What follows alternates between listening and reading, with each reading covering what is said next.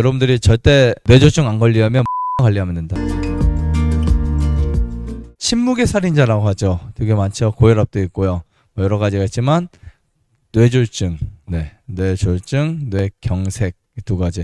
그러니까 뇌졸중과 뇌경색, 뇌출혈 이런 것들 있죠. 뇌에 관련된 질환들은 모두 다 혈관에 관련된 질환이라고 볼 수 있어요. 혈관이 경화되거나 굳거나 뇌의 어떤 기능들에서 혈관이 터지거나 이런 그 위험한 질병 중에 하나인데, 한국을 포함해서 전 세계적으로 60세 이상 노인들의 사망률 1위가 바로 뇌졸중입니다. 암도 아니에요. 뇌졸중인데요. 특히 이 날씨가 추워질 때 정말 많이 걸립니다. 겨울이 되면 여름에 비해서 정확한 통계는 나오진 않았지만 대략 30% 더 늘어나요. 그래서 겨울에 좀 더 관리를 잘 해야 되고, 우리나라에서는 중풍이라고 많이 표현하죠. 겨울에 이 중풍의 위험도가 가장 높아집니다. 왜냐하면 이 기온이 낮아지면 혈압의 압력이 어떻게 될까요? 혈압의 압력이 올라가겠죠. 네, 올라가면서 이 뇌졸중의 위험도가 높아집니다. 어지럽거나 뭐 떨리는 증상 뭐 이런 것들이 동반될 수 있는데, 우선 조용한 침묵의 살인자라 그랬잖아요. 요즘에는 10대도 상관없고요. 50대, 60대, 70대 정말 많으니까 여러분들 나타난 증상들을 미리 캐치하는 게 되게 좋아요. 우리가 그 증상들을 미리 캐치해서 빨리 병원에 가거나 어떤 부분들을 여러분들이 빨리 해결을 하게 되면 충분히 해결할 수 있고 고칠 수 있는데, 이 중풍이 발생하는 원리는 우리 몸의 균형이 깨질 때 일어나는 현상 중에 하나예요. 그리고 혈관에 문제가 생기거나 혈액에 문제가 생겼을 때 일어나는 우리 몸의 자연적 현상입니다. 보통 사람들은 그렇게 생각해요. 나는 지금 아직 40대니까 30대니까 아니면 아직은 50대니까 괜찮을 수도 있어 라고 생각할 수 있지만, 보면 요즘은 젊은 세대에서도 뇌졸중 발생률이 되게 높아지고 있고요. 2000년부터 2013년 9월까지 검사한 결과 전체 뇌졸중 환자 중에서 30대에서 40대 사이가 18%, 거의 20%에 다다랐다고 합니다. 지금은 2025년이에요. 20년이 지났어요. 또요. 훨씬 많아졌죠. 한 30% 이상. 그러니까 젊은 층으로 점점 내려오고 있기 때문에 주의할 필요가 있다고 생각하고요. 뇌졸중 환자 10명 중에 2명 이상, 3명 젊은 층의 사람이라고 볼 수 있어요. 특히 30대. 어느 사람들이 많은지를 좀 관찰해 봤더니, 특히 직장인, 스트레스를 많이 받는 사람들이 술을 많이 마실 때나 흡연을 했을 때 가장 많이 발생하는 것으로 손꼽을 수 있고요. 그 다음에 질병이 있을 때는 고혈압이나 당뇨가 있을 때, 혈압이나 당뇨가 있을 때 있죠. 그때 발병률이 굉장히 높습니다. 그리고 고지혈증, 내 몸속 특히 혈액 속에 고지혈증 수치가 높거나 혹은 또 중성지방 수치가 높을 때, 뇌졸중의 발병률이 높아진다라고 볼 수 있습니다. 전 세계 인구를 이렇게 보면 6명 중에 1명이 일생 동안 뇌졸중을 한 차례 이상 경험한다고 보면 될 것 같습니다. 적어도 6명 중에 1명이 경험한다고 볼 수 있는데, 내가 아니라는 보장은 없어요. 그리고 살이 많이 찐 사람이 걸릴 확률이 더 많지만 마른 사람도 생각보다 의외로 정말 많이 걸리는 질환 중에 하나인데요. 사실 이게 굉장히 많이 이제 나타나는데, 이게 갑자기 나타나기 전에 우리 몸에는 여러 가지 신호들이 있어요. 그래서 때로는 우리가 뇌에 관련된 질병이 왔을 때 갑자기 쓰러지면 안면 마비부터 시력 저하, 언어 장애, 그 다음에 또 걷는 것들, 뭐 이렇게 활동 장애, 식물인간이 될 수도 있는 이러한 비극의 상황들이 올 수 있는데, 어제까지는 정상적인 사람이었다가 갑자기 오늘이나 내일 쓰러지는 경우들이 되게 높습니다. 그래서 무서운 거예요. 경고는 있는데 그 경고를 우리가 잘 인식하지 못하고 지나가는 경우가 되게 많습니다. 이 뇌를 먹여 살리는 곳이 바로 혈관이죠. 뇌혈관들. 그러니까 뇌혈관들이 되게 많은데, 이 뇌졸중의 원인들을 보면 그 혈관 파이프가 갑자기 막히거나 터지는 거예요. 뇌로 가는 이 혈관들이. 그러니까 그냥 우리가 파이프라고 가정했을 때 그 파이프가 막혀버려요. 막혀요. 그러면 혈액이 공급이 안 되겠죠. 그리고 또 터져버립니다. 모세혈관은 굉장히 얇기 때문에 터질 수가 있어요. 지금 이 가능성이 누구에게 있냐? 그냥 전 국민 모두에게 있는 거예요. 음식을 잘못 섭취하는 어린 아이들도 있고, 지금 나이가 많아서 이미 경화되거나 노화된 데 혈관이나 내 몸에 충분히 가능성이 있습니다. 스트레스 많이 받게 되거나, 특히 그것이 과부하를 걸릴 때 더 생길 수 있어요. 우리가 믹서기 새 거를 이렇게 작동시킬 때 막 엄청 많이 뭔가를 넣어가지고 견과류를 채워요. 근데 그걸 막 누르면서 꽉꽉 채워서 돌리면 한순간에 망가질 수도 있는 거예요. 뇌졸중은 그렇게 위험하게 올 수도 있다라고 볼 수 있는데, 아무튼 여러분 모두가 주의하시면 좋을 것 같습니다. 왜냐하면 사실 사람이 장수하는 것도 좋지만 삶을 행복하게 살기 위해서는 이 부분이 되게 중요해요. 안 그러면 우리가 정말 평생 힘들게 살 수도 있고 의지하며 살 수도 있습니다. 그리고 가족 중이나 혹은 또 형제 중에 뇌졸중이나 뇌출혈로 쓰러진 사람들이 있다. 그러면 반드시 조심해야 됩니다. 이것은 유전적 부분도 50% 이상 뭐 위험률을 갖고 있을 수 있으니까 네, 여러분 조심을 하셔야 되고요. 그 다음에 겨울에 아까 많은 이유를 말씀드렸잖아요. 온도차가 심할 때 우리가 따뜻한 방에 있다가 차가운 곳에 나가면 이제 혈관의 수축률이 높아지면서 혈액의 압력이 상승하게 돼요. 그때 가능성이 있었던 분들, 위험했던 분들, 아슬아슬했던 분들 있죠. 살얼음 같은 분들은 그때 터지는 거예요. 터지거나 그때 막히게 되는 그때 위험한 경험들을 하게 됩니다. 그래서 운동을 꾸준히 하는 건 좋은데 겨울철에 갑자기 오늘 막 뭐 필이 꽂혀가지고 아침에 일찍 일어나서 오늘 내가 한 2시간 또 운동할 거야 해서 갔다 오다가 쓰러지는 경우도 되게 많아요. 그래서 차라리 준비 운동 충분히 하고 처음에 운동 안 했던 분들은 천천히 하시는 것도 굉장히 중요합니다. 조금씩 늘려서 나가는 것도 굉장히 중요하고요. 뇌졸중은 크게 뇌경색과 뇌출혈 두 가지로 나눠져요. 이 뇌경색은 혈관이 막혀서 발생하고요. 뇌출혈은 혈관이 터져서 발생합니다. 근데 이 뇌졸중으로 인한 사망률이 늘어나면서 사람들에게 이제 미리 예방하는 이 뇌졸중 예방들이 많아졌는데, 보통 우리 뇌는 우측뇌와 좌측뇌로, 우뇌와 좌뇌로 나눠져 있어요. 그래서 어렸을 때 뭐 우뇌 개발, 좌뇌 개발 많이 들어보셨죠? 이 나눠져 있는데, 우뇌는 왼쪽 신체를 지배해요. 오른쪽 뇌는 왼쪽 팔, 왼쪽 다리, 그러니까 우뇌가 다치면, 우뇌가 망가지면 왼쪽 손을 사용할 수가 없어요. 그 다음에 반대로 좌측뇌는, 이쪽의 좌측뇌는 오른쪽 신체를 또 컨트롤합니다. 예를 들면 이쪽 뇌가 망가지거나 신경이 이제 문제가 생기면 오른쪽 손을 사용할 수 없거나 오른쪽 다리를 사용할 수 없어요. 그래서 한쪽 어느 쪽에 문제가 생기든 양쪽 엇갈려서 이렇게 뇌에 문제가 오는 경우가 되게 많은데, 특히 아주 특별한 경우를 제외하고는 대부분 편마비 혹은 좌측 또는 우측 한쪽으로 오게 됩니다. 두 개가 같이 오는 경우보다는 편마비로 많이 생겨요. 한쪽, 양 이렇게 생기는데, 이 좌우 뇌중 이상이 생긴 이 뇌혈관 반대쪽 신체 마비가 생기기 때문에 보통 우리가 절반 장애를 갖게 되는 경우가 많아집니다. 그리고 또 이제 뇌가 망가졌을 때 말이 어눌해지는 경우들을 많이 보게 돼요. 아주 대부분 많이 보게 되죠. 정상적으로 하지 못하는 부분들을 보게 되고요. 그리고 다리의 균형이라든지 얼굴의 안면 마비라든지 이런 다양한 또 정신 착란이라든지 기억력 장애라든지, 분명히 본인이 손에 뭔가를 들고 있는데도 내가 이거 들고 있는 것 자체를 까먹는 그런 현상들이 생깁니다. 굉장히 많아요. 그리고 우리가 경험하고 있는 것 중에서는 깜빡거리는 것들 있죠. 사실 이런 것들도 뇌졸중의 현상 중에 하나라고 볼 수 있어요. 아무튼 이런 문제들이 전조 증상이라고 볼 수도 있다라고 볼 수 있습니다.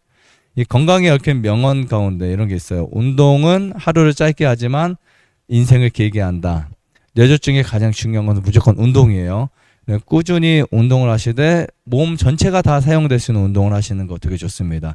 그래서 신체적 운동, 스트레칭부터 시작해서 유산소 운동, 때로는 근육 운동, 전체적 운동을 무조건 하셔야 돼요. 그리고 땀을 흘리거나 그래도 활동량이 있는 사람들이 뇌졸중에 걸릴 확률이 훨씬 더 떨어지고요. 이 뇌졸중, 뇌출혈 절대 안 걸리는 방법들에 대해서 제가 좀 설명을 드리자면, 첫 번째 우리가 유전을 피할 수 없고 나이를 피할 수 없고 그 다음에 환경을 피할 수 없을 수 있어요.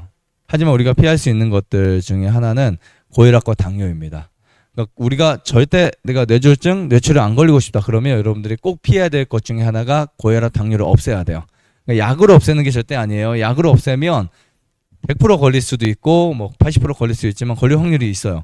하지만 우리가 음식이나 식생활로 이제 혈압과 당뇨의 수치를 떨어뜨린다. 그러면 이 뇌졸중은 절대 걸리지 않을 수 있다라고 볼 수 있는데 뭐 그렇지 않더라도 걸릴 수 있어요. 만약에 내가 스트레스를 엄청 받아요. 최근에 막 너무 많이 받아요. 한 일주일 동안, 열흘 동안. 그때 술이나 담배가 딱 들어오면 뇌졸중에 걸릴 확률이 엄청 높아집니다. 아무리 내가 건강했던 사람이라 할지라도 극심한 스트레스를 받다가 잘못된 음식, 야식, 치킨 먹고 맥주 먹고 그리고 또 이제 담배를 피고 이러면 뇌졸중에 걸릴 확률이 굉장히 높아지기 때문에 이런 생활 습관을 바꾸시는 거 정말 좋다고 생각합니다. 고혈압이 있으면 뇌졸중에 걸릴 확률이 몇 배 높은 줄 아세요? 8배가 높아요. 8%가 아니고요. 8배예요. 8배. 흡연을 하면 뇌졸중에 걸릴 확률은 2배 높습니다. 2배. 이 두 가지를 같이 하게 되면 시너지 효과가 나겠죠. 10배가 아니라 훨씬 더 많이. 여러분 정말 상상할 수 없는 끔찍한 결과를 만들어낼 수 있어요. 근데 우리가 이제 담배 한 개 딱 담배만으로도 혈관에 수축되는 시간이 약 30분이나 됩니다. 그러니까 여러분들 내가 옆에 담배 피는 사람이 있어서 지나가는데 그 담배 연기를 쫙 마셔요. 그러면 본인은 매일 피니까 피는 양만큼의 해로움을 당하지만 나는 몸이 깨끗한 상태에서 담배가 들어오잖아요. 그러면 되게 안 좋은 거예요. 그게 혈관을 수축하는 시간들이 대략 몇 분 걸린다고? 30분. 30분이 지나야 정상적으로 순환이 되는 거예요. 그러니까 여러분들이 만약 이런 현상이 하루에 몇 번만 있어도 몸은 굉장히 심각하게 나빠진다 라고 볼 수 있습니다. 그래서 간접 흡연이 실제 우리가 직접 흡연보다 더 안 좋은 경우도 있어요. 특히 여성분들 같은 경우에. 그래서 주변에 담배 피는 사람들과는 여러분들 좀 피하시는 게 무조건 좋다고 생각이 되고요. 하루에 예를 들면 한 갑에서 두 갑을 피잖아요. 실제로 한 갑 이상 피는 분들이 있죠. 그러면 얼마나 심각하냐면 그 수축된 상태로 하루 종일 사는 거예요.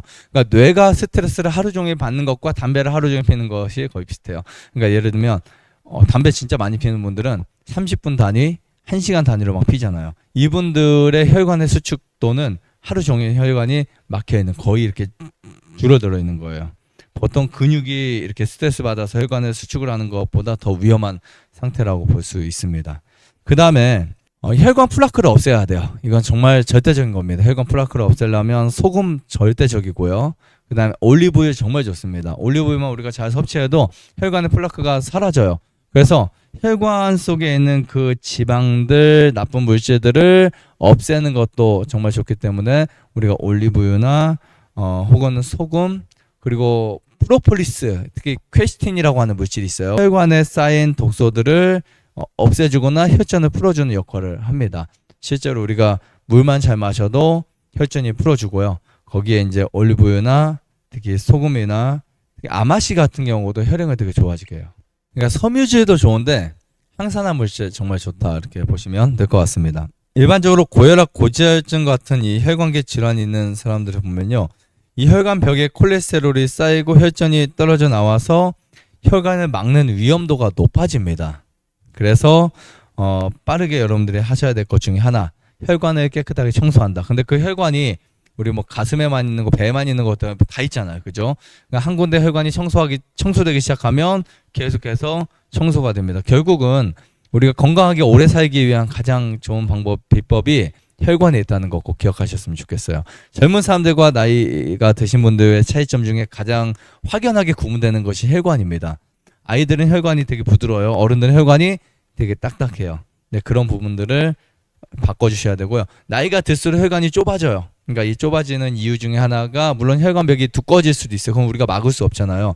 대신에 우리는 그것을 부드럽게 만들고 찌꺼기를 최대한 없애야 돼요. 그래서 20대 아이들이 건강관리 별로 안 해요. 하지만 50대, 60대는 무조건 필수입니다. 안 하면 안 된다라고 보셔야 될 것 같습니다. 제가 두 가지 우리 뇌에 정말 좋은 것들 중에 두 가지 식물을 좀 소개시켜 드릴 텐데 첫 번째는 초석잠이라는 거 많이 들어보셨을 거예요.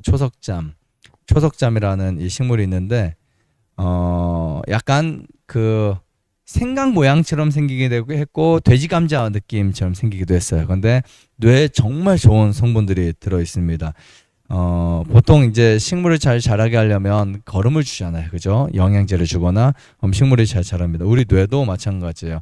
우리 뇌에도 천연 영양제들 단백질도 필요하지만 또 식물에 있는 어떤 그 비타민이나 플라보노이드나 이런 좋은 영양제가 있어야 뇌가 건강할 수 있는데 이 초석잠이라고 하는 이 식물은 이 뇌에 천연 영양제와 거의 흡사합니다. 그래서 또 많이 나는 정신이 뭐 깜박거리고 좋지 않다 그런 분들은 초석잠도 좀씩 드시는 거 우리 식물이니까 드시는 거 좋고요. 보통 산과 들의 습지에서 자라는 식물입니다. 야생 식물이기도 해요. 산이나 들 같은 데 되게 흔한 식물이었는데 지금은 잘 모르겠어요.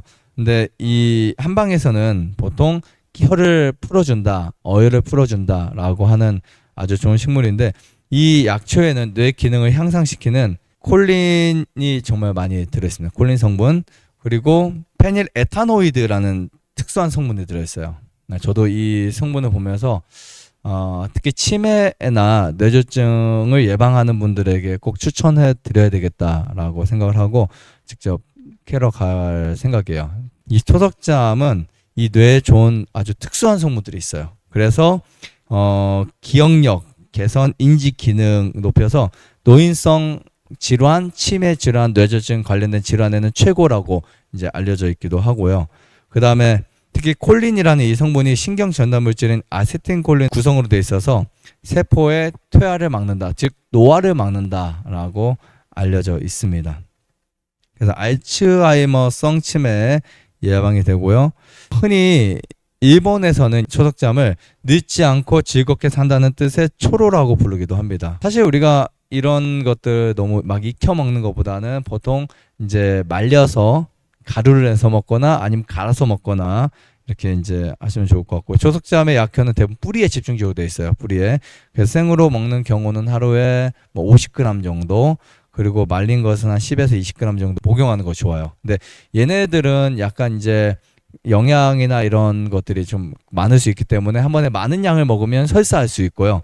구토할 수도 있습니다. 그래서 이런 부분들 주의하시면 좋을 것 같고요. 보통 이제 초석잠을 구입하시거나 우리가 산에서 들에서 뭐 이제 캐게 되면 한 3일 정도에서 4일 정도를 그냥 말려요. 깨끗하게 씻어서. 그리고 너무 장기간 말리게 되면 색이 검게 됩니다. 그래서 짧게 말린 다음에 그것을 이제 볶아요. 팬에다가 기름 없이 볶아서 물에 넣고 끓여서 마시면 됩니다. 가장 좋은 방법 중에 하나고요. 그 다음에 제가 옛날부터 관심 있게 생각했던 것 중에 하나가 마 종류인데요. 마 종류가 위에 좋고 뇌에 좋은 거 아시죠? 근데 그 중에 참마라고 들어보셨어요? 이게 산에 다니다가 보면 참나무 있죠? 참나무에 기생하는 그 마 종류예요. 천마는 이 잎사귀 같은 게 줄기 같은 게 하나로 막 이렇게 아스파라거스처럼 이렇게 올라와요. 그래서 꽃이 막 필 때 캐면 약효가 가장 떨어져요. 그래서 천마는 유일하게 자연산보다는 양식산이 더 좋다, 훨씬 영양 가치가 좋다고 알려져 있기도 해요. 그래서 꼭 구태 여러분 비싸게 아니면 힘들게 자연산 안 구하셔도 괜찮긴 합니다만 아무튼 산에 가면 아주 가끔 종종 만날 수 있어요. 예전엔 많이 흔했지만 이게 천마가 1990년대 2000년대 사이에 최고 그 만병통치약이라고 불려지면서 거의 다 캐가 버린 것 같아요. 산에서 씨도 안 남은 듯한데 이게 이제 되게 신기한 게 겨울에 캐면 바깥면이 통통하고 부드럽고요. 봄에 캐면은 약간 거칠고 두꺼비 모양처럼 생겼어요. 근데 이 참마 같은 경우는 생것으로 먹게 되면 특유의 향이 나고 되게 써요. 약간 씁쓸한 맛이 나요. 근데 이것을 익혀 먹으면 단맛으로 바뀌어요. 그래서 우리가 먹을 때 맛있게 먹으려면 익혀 먹어야 되는데 효과는 현저하게 떨어져요. 천마가 뇌에 정말 좋습니다. 특히 뇌졸중 최고의 음식이라고 볼 수 있는데 그러니까 만약에 내가 뇌졸중을 한번 경험했다가 다시 이렇게 살아났다 아니면 뇌졸중 전조 증상이 있다 그런 분들에게도 추천드리고 싶은 좋은 자연식품이기도 한데요. 재배된 거 드셔도 괜찮습니다. 게스트로딘이라는 이 항산 성분이 정말 많이 들어있어요. 그래서 이 성분이 우선 혈류량을 조절해요. 그리고 혈관에 쌓인 유해 산소를 제거합니다.